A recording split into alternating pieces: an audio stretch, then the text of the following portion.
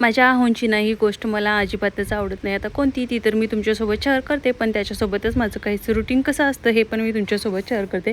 विहानला स्कूलला घेऊन आली होती आणि त्याच्यानंतर असं झालं होतं की त्याला ना साखरच खावी होती. मग तो साखरचा डब्बा घेऊन बसला होता. आता मी त्याला असं म्हटलं की तू साखर खाल्लंच ना की त्याला स्कूलमध्ये घेणारच नाहीत म्हणून.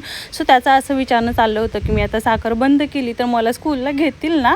सो त्याचा नेहमी हा प्रश्न असतो. मग त्याच्या डॅडूला पण असंच म्हणतो, आता तुम्ही हे नका करू, नाही तर तुम्हाला ऑफिसमध्ये नाही घेणार म्हणून. आणि आता ना सध्या त्याचं असं चाललं आहे ना की एनी टाईम कोणत्याही टाईमला तू काय खाणार म्हटलं की मला पोहेच हवे आहेत असं म्हणतो तो. मग त्याच्यासाठी मस्त असे मी पोहे वगैरे करून दिले आणि त्याच्यानंतर माझ्यासाठी ग्रीन टी बनवली. त्याला मस्त झोपवलं आणि मी माझी ग्रीन टी आणि फुटाणे जे आहेत ते छान टी व्ही बघत एन्जॉय केले. आता मला स्वतःसाठी असा वेगळा वेळ काढावा लागत नाही, कारण छोटा जरी वेळ भेटला ना तो मी टाईम म्हणून मी छान एन्जॉय करून घेते.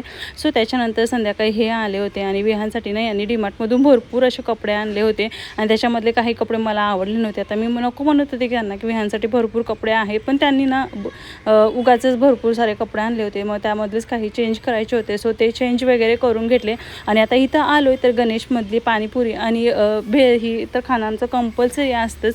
सो मी मस्त कच्ची दाबेली खाल्ली, ह्या दोघांनी पाणीपुरी वगैरे खाल्ली आणि आता इतकं पोटभर खाल्लं होतं ना की घरी आल्यावर अजिबातच भूक नव्हती.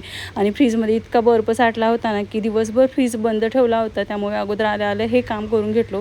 सो चला भेटू नेक्स्ट मिनी ब्लॉगमध्ये, तोपर्यंत बाय.